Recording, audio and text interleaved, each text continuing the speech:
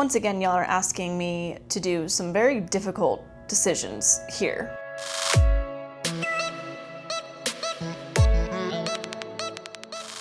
Hey, what is up everyone? Welcome back to the channel and to another video. Today we are going to be ranking Demon Slayer ending credits songs. So we already did the openings, now we're doing the endings because y'all asked for it, and you all know if you ask for it, I will give it to you. It might take months, it might take years, but I will do it. And just a disclaimer, this is fully based off of my own tastes, my own preferences, my own opinions. I would say probably 95% of it has to do with music.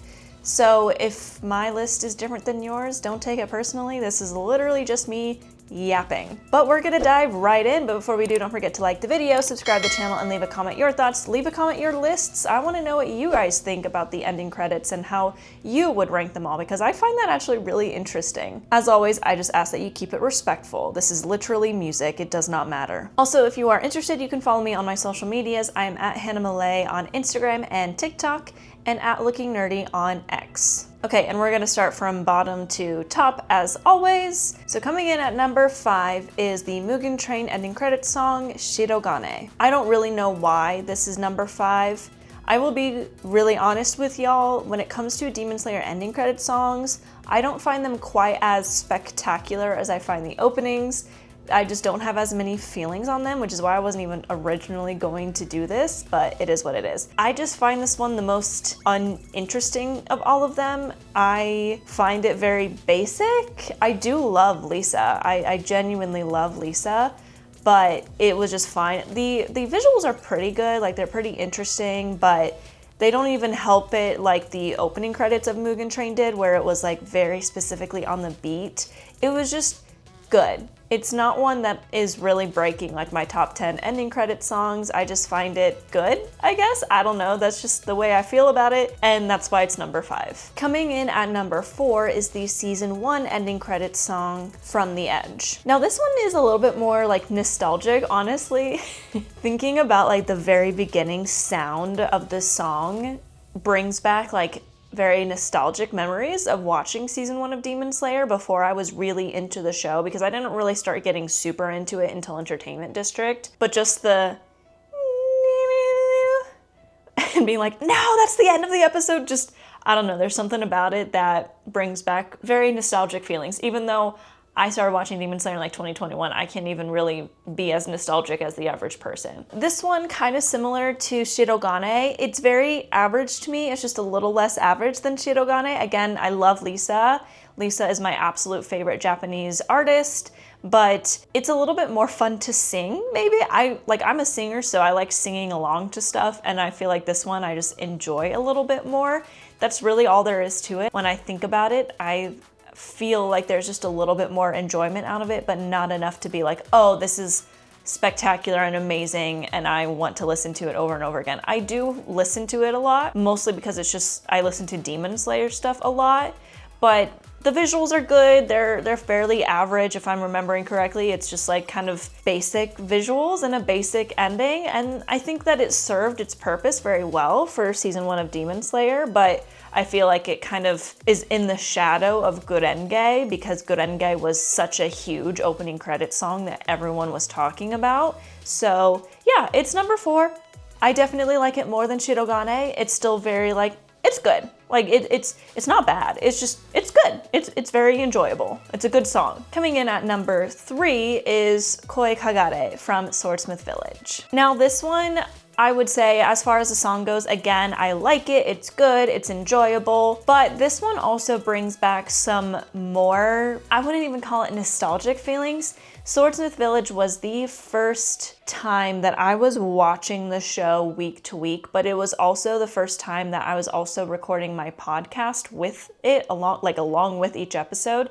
So almost every episode of Swordsmith Village, I would drive to my friend's house, we would watch it together, and then we would just record our thoughts right after we watched it. And that was honestly one of my favorite timelines. If I'm being totally honest, one of the most disappointing things about Demon Slayer ending with a movie trilogy is that I don't get to do that anymore.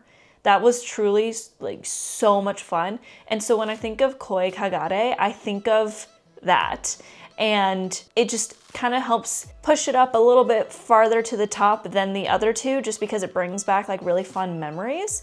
We did the same thing with Hashira Training. However, Hashira Training, I was on vacation for like 3 episodes of that, so that was almost half of the season, and it just felt a little bit different because our schedules weren't aligning as well. So there were more episodes that we had to record like not in person, or we didn't watch together. It also was airing a lot later on Crunchyroll. It was at like 11 a.m. So usually I watched it at home by myself and then watched it with them. Where with Swordsmith Village, it was airing at like 9:45. So we literally would just like wake up, get ready, go to their house. By the time we were at their house and ready to go, the episode was airing. So it just like, there's this like lovely memory of it.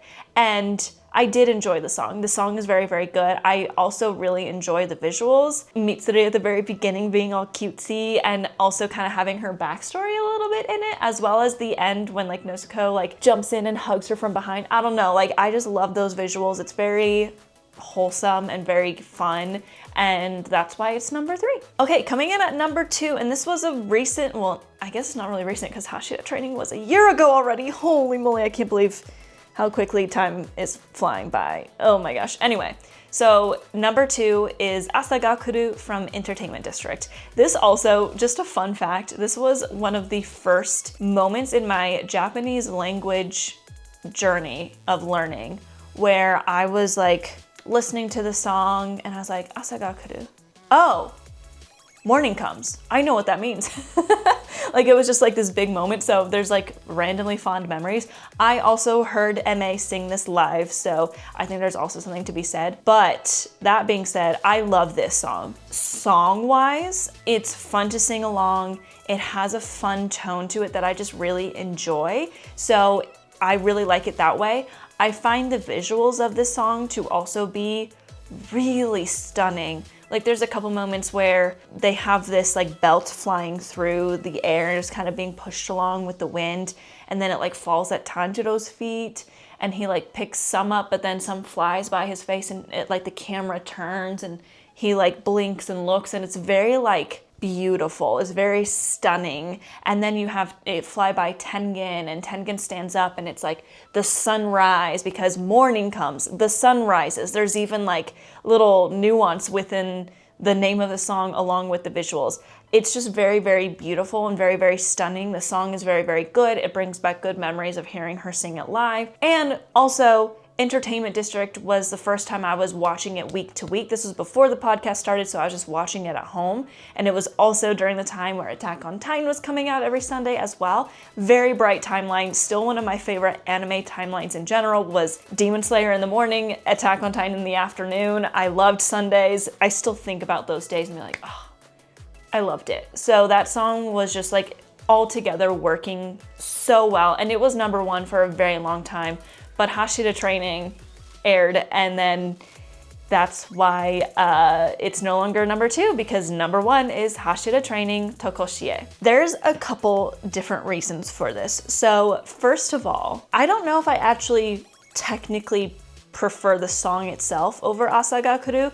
I would say it's kind of right along with it. It's very different. So one of the reasons why, as soon as I heard it, I was like, oh, this is my new favorite ending, was how dark it sounded. And this is, you know, the first time we hear it is prior to the Muzan walk of episode 7, I think it was, when they were playing the ending credits song while he walks through the Ubuyashiki estate up to Kagaya, which I loved, by the way. In case you're new here, I did like talk about that in a video. I guess I'll put it right here, where I was recapping that episode right after it came out. I was actually on vacation at the time, so it's literally just an unedited video of me yapping about it on my phone.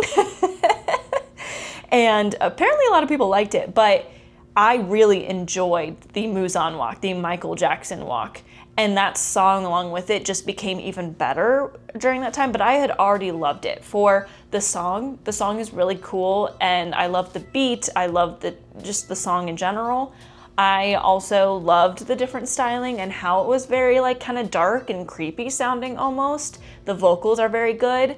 And I felt like, because I'm a manga reader and I knew the entirety of Hashira Training, while the arc itself was very like fun and chill and just like developmental of characters. I knew what was coming. I knew it's just kind of like an arc where everyone's just waiting for the shoe to drop of the darkest timeline of Demon Slayer, which is what we're about to see in theaters. So being a manga reader, the theming of this song was very interesting to me. Altogether, I loved that. And then on top of it, the visuals of this ending credits is by far the best because it's actually foreshadowing a lot of stuff. Like there is so much foreshadowing in this ending credits roll. In fact, I think I said I was gonna make a video about it and I never did, so do you guys want me to break down the ending credits of Hashira Training and talk about it like step by step on what I think is foreshadowing? I'll still do that if you want it, but seeing like Muzan just walking through the snow and he's just like walking through almost the story as a whole. We're seeing like all these people in the shadow, like silhouettes behind him die like in his wake. And it's like he's walking to the Kamado residence and we see him step on like berries or something, but only I think one survived. I don't know, it's been a minute since I've watched it, so I'd have to review. But it very much to me showed that he like, when it comes to him killing the Kamados, like he missed one. He technically missed two, but he missed one because one wasn't there and it was very important. So anyway, and then like Tanjiro going from crying like because he just lost his family to standing up and being where he's at now as a demon slayer. I don't know, like there was a lot of visual representation of things that are kind of still to come in the story, honestly. And I ate it up. So Tokoshier definitely is number one. And I guess that's it. There's not a ton of songs. Yeah. This was a short video, but that's really all I have to say. What's your list? Let me know in the comments below. That is gonna be it for today's video. Thank you so much for watching. If you enjoyed it, don't forget to like the video, subscribe to the channel, and leave a comment your thoughts and your list of your ending credit songs. And also don't forget to follow me on socials. I'm at Hannah Malay on Instagram and TikTok, and Looking Nerdy on X. But with that, I'll see y'all for the next video. Matane!